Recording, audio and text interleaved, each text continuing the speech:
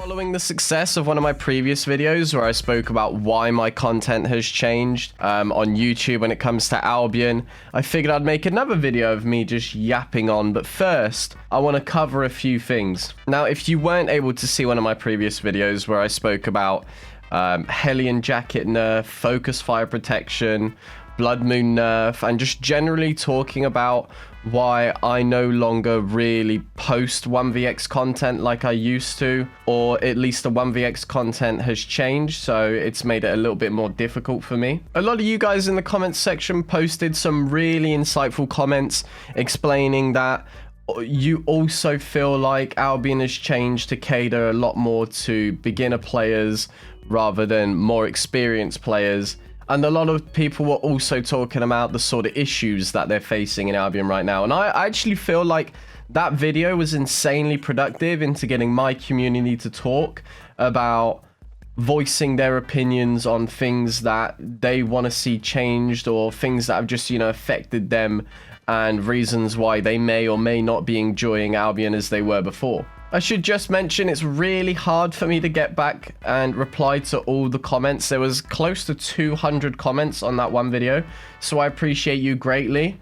And on this video, I would love the exact same thing where you guys just tell me. I read through a lot of them, but if you guys want a reply more specifically, the best way to try and get a reply out of me and my opinion on your questions is by following my Twitch or joining the Discord, because at least in a live stream, if you ask me a question, I'm much more likely to see it in the chat and reply to you live rather than having to go through and type one by one. Not to say I don't want to do that, it's just when there's 200 comments on a video and I'm trying to work on 3 YouTube channels and a Twitch at the same time, it can be overwhelmingly difficult. But going back to it, there was a lot of comments which I enjoyed, but also a lot of comments from people who either don't have ears or just skipped most of the video entirely and just heard what they heard and then voiced their opinion in a really retarded manner, I'll be honest with you. Now, there was a lot of people saying that I was complaining about the fact that I can't 1vx anymore. And that might just be because I'm British and everything I say comes out really dull and, you know, monotone. So it does sound like I'm complaining about everything. But here's a moment where I am going to complain. You're an idiot. If you actually listen to the first like 20 seconds of the video, the whole video was based on why my content has changed. And if you listened for another like 2 minutes, you'd have heard me say that I completely agree with the changes that Albion has made. At no point should one player be able to 1v7 in a game, no matter how skillful they are. So no, I'm not complaining about the fact that I can't 1v7. The 1v7s which I mentioned that you will win will be against less experienced players, or when they're low on mobs, or just, you know, if you do land a completely insane outplay with, which I mentioned, one of the techniques that like we try and do on stream, such as like the mount up technique, AFK tactic, all this type of stuff. And then I went and showed that within the next video the next day. There were so many people writing long ass paragraphs complaining that I was supposedly complaining, and I'm sorry if it came across that way, but if you had ears and a brain, you'd, you know, have used them and understood what the hell I was talking about. There were even people coming into like Equart's stream and stuff saying that because I can't 1vx anymore, I'm now quitting Albion. What? If you're a regular in my streams, it's no secret that I haven't really been enjoying Albion like I used to. And things that I mentioned in my last video is that, yeah, it's becoming a little bit repetitive for me. Like I said, in like 2 years, I pretty much have fought against every single team there is. I have fought against every single like solo player there is in Mist. Well, hello. What's going on here? Oh my. It's time to kite.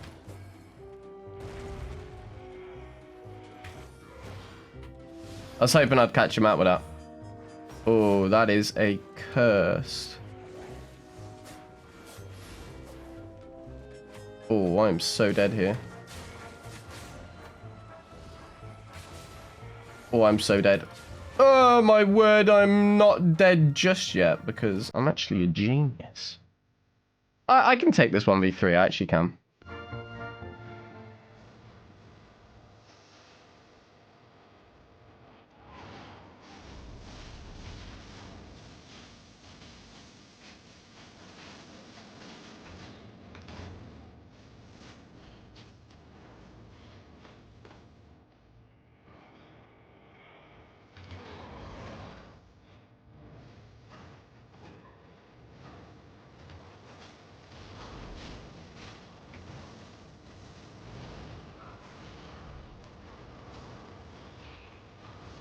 No, I cannot. It was a good attempt. A first fight of the day, that was not the one. I don't know if I misplayed that or if I just got overwhelmed by so much damage. To be fair, a one-hand cursed, one-hand crossbow, and a battle axe are quite rough to play against. So I just quickly want to go through a few of the comments that I read that really just made me like wonder where people's brains are at when it comes to Albion. So a lot of people have been asking me if I'm going to be playing Warborn Above Ashes. I think it's called that. I didn't get to play the playtest because Ira and I were on vacation. So unfortunately we like just missed out on that. But I probably will give it a go. Again, if there's like 1vx potential, I will play it because that's kind of the only enjoyment I realistically get out of many MMOs nowadays is like challenging myself. The main thing I'm looking at the moment is a game coming out on the 9th of April, Vault Breakers, which is another reason why this sounds like one big ad, but I'm going to be streaming it for the 1 week or 2 weeks worth of playtest. And I probably won't be playing much Albion during that time, but it is an insanely good game. It's basically just an extraction MOBA-like game. If you've ever heard of like Escape from Tarkov, or if you've ever played any battle royales and you've always wanted a battle royale to be an Albion or something like that, then it's kind of just that. A lot of people were talking about the premium price on Asia server, and I don't really know how that relates at all to not being able to post 1vx content anymore, but sure. There was a lot of people talking about the fact that Blood Moon Great Nature or Blood Moon Iron Root are still too challenging to fight against, and I think I made a pretty clear point in the video that like one face scale robe, one purge, one silence, it's easy to take down. It just needs a little bit of coordination, and you know, if your team is dying to that, then that's kind of on your team. There's a comment here that says they simply don't care of the sandbox anymore and decide what players should do. They kill all the solo content and want the ZVZ game at this point. And I actually want to go and talk about this comment a little bit. It is very true, and that's probably what I'm going to base this video off of. It is very true that while Albion is a sandbox, and you know, in every way, shape or form it is a sandbox, there's a big aspect to it with like meta, for example, that makes it not a sandbox. While it is true you are what you wear, as they say, and you know, you can put on whatever you want. You could be a tanky Frost. You could be a squishy but hard-hitting Axe, you know. You can play whatever you like. But in reality, there's a very narrow margin of what you can and can't play when it comes to the majority of contents in Albion. For example, Ira and I the other day wanted to try some Hellgates, and we put together what we perceived to be two fun and, you know, enjoyable weapons that could work well together. We put longbow and carving together. Now, obviously, if you're an experienced player in Albion, I mean, just like I am, you know this is never going to work. Purely because the moment we go into a Hellgate, we know that we're more than likely going to be facing a healer with a claymore, a one-shot setup. You can't really play whatever you like. And it's a shame, but it's kind of a fact in the game. And that's something that, while a lot of people will complain about, it's just a player-driven game. So obviously that's kind of what happens. And now we're talking, you know, content that's actually fair, you know, not Banj being able to 1v7 because Hellion Jacket's broken or Blood Moon is broken. It's fair, straight up 2v2 content where skill should matter more than weapon choice, right? But it has to be insanely hard for a balancing team to be able to, you know, take Albion and do with it as they must to be able to make sure it's enjoyable for everyone. Because I think the whole thing of a MMORPG is predominantly the RPG, you know? If I want to wear a tanky frost, for example, I mean, we're just going to use that as the example. If I want to wear a tanky frost, I should be able to at least do most things with it. And now, obviously, that sounds dumb if you know the game, and this is like already the comments. I can feel you typing right now, like, what are you talking about? But you have to imagine it as that's what the game's kind of advertised as, but you're very limited in the content you can do. For example, if I wanted to be a tanky frost in faction warfare, that can work. If I wanted to be a tanky frost in, you know, group dungeons with my friends, that could work. If I wanted to be a tanky frost in mists, what? Or if I wanted to be a tanky frost in roads. What I'm trying to say is you are very limited in what content you're able to do, even though it's a sandbox game. It's one thing that I've always kind of disliked about MMOs, where you can't really just do what you like. There's always something that's going to be most popular. There's always something that's going to be a meta. What would be cool, and it's also kind of a dumb statement, is stats that change depending on which content you're doing. But I know that kind of takes away from like the whole role-playing aspect. I do love a challenge. Like, for me, it's actually not something I worry too much about. But I see a lot of comments of people talking about it, and I don't know, like, if it's something, like, you can do anything about. For example, me, I would say it's fair the way it is. Like, I like a challenge. I make viewer builds where my viewers annoy the hell out of me by making me play things like Tanky Frost, and me seeing if I can make it work in a specific way. Although I will say there are some changes where it leads me to believe that Albion has heard these voices of people talking about the sandboxability of Albion. For example, Knight Armor now having a purge when you hit somebody with a wind wall, which means that you now have a plate armor that gives you quite an aggressive playstyle. The funny thing is, as I'm recording this video, I'm realizing, like, what is my title and thumbnail gonna be? Because I don't really know what the subject of this video is. Maybe I'll just continue on reacting to comments. There's a comment here that says, there's honestly better things to focus on besides being able to 1vx effectively. There's entire weapon trees that are useless and hasn't been touched in nearly a decade. I think a big thing in Albion is that weapon lines have their own uses. For example, I kind of broke the system by using Arcane to 1vx back in the day, but Arcane is predominantly used for supporting teams and supporting in ZVZ, stuff like that. I don't think there's any weapon line that's particularly useless.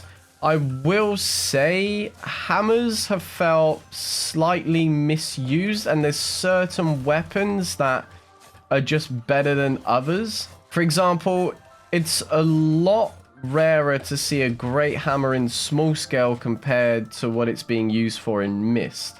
Or, for example, there's no one really playing like Clarent Blade, Forge Hammers. There's nobody playing Camlan Mace. You know, in terms of maces, it's heavy mace, one-hand mace carry. There's nobody playing Bob the Builder's hammer, that's for sure.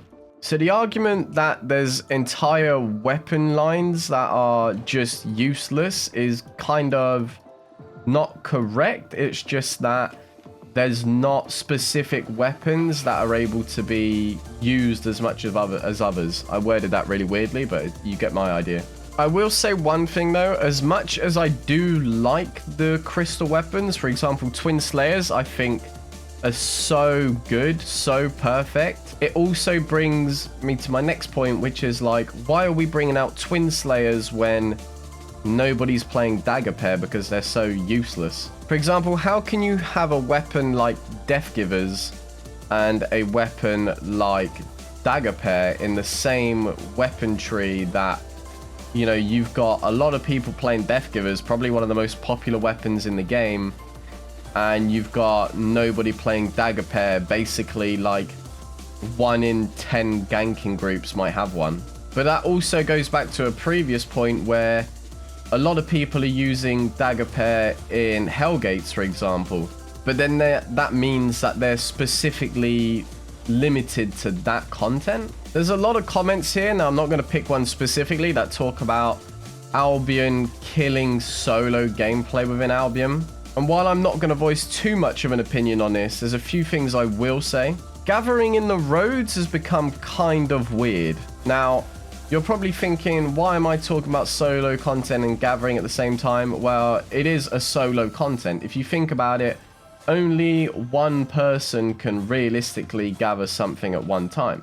That's not to say we can't all kneel down over a piece of fiber, but it just feels pretty underwhelming doing that with friends. Now, if you don't know roads too well, there are mobs in roads called elementals and aspects that are basically used for gathering, but instead of having your normal, you know, 5 ticks, 10 ticks, it basically takes it up to 106, 312, even up to like 550. And I think there's even one that's like 1,500. But they've made it insanely difficult, and they've almost like given gathering a barrier of sorts of what you need to be able to wear and run to be able to gather in roads now effectively. Because of a recent update that mobs regenerate health, it's given it a sort of weird touch for solo gatherers in roads that now have to wear, you know, 5-3, 6-3 just to be able to gather, you know, 200,000 worth of resources.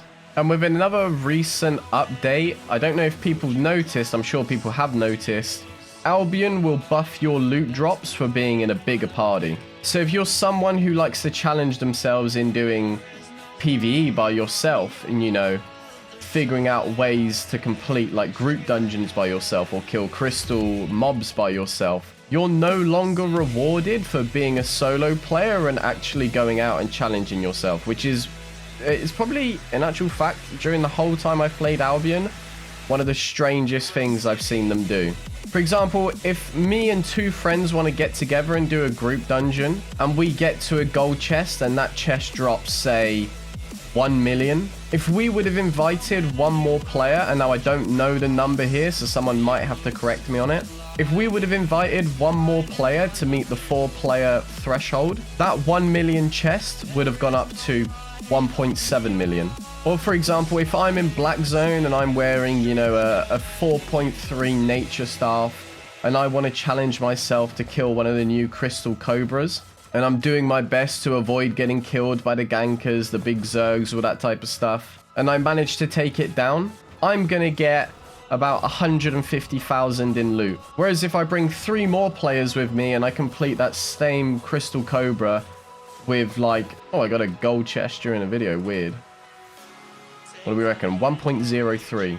963k, not bad. Whereas if I bring 3 more friends with me to kill that same exact crystal cobra and make it 10 times easier for me, 10 times less the risk, 10 times less the time, that loot would now go from 150k up to like 1.5 million. And from like a business standpoint, I can see why Albion's doing this. If the game rewards you less for being a solo player, it's more of an incentive for you to message a few of your friends on Discord and say, hey, why not try out Albion? Look, I think I've yapped for long enough now, where I've made a few points, I've voiced a few of the comments, and I want to hear some more opinions and questions from you guys. So either leave a comment under this video with something you want me to talk about in the next one and give my opinion on, or come to the stream as I mentioned earlier. The link will be in the description, and I'll even pin it at the top of the comment section for you so you can click on it nice and easily. And just go ahead and ask me some stuff. You might end up being in a video. To be honest, I don't even know what sort of video this has been. I don't even know half the points that I've made. I've probably yapped for so long that nobody even knows what I've been talking about anymore because I can't even remember.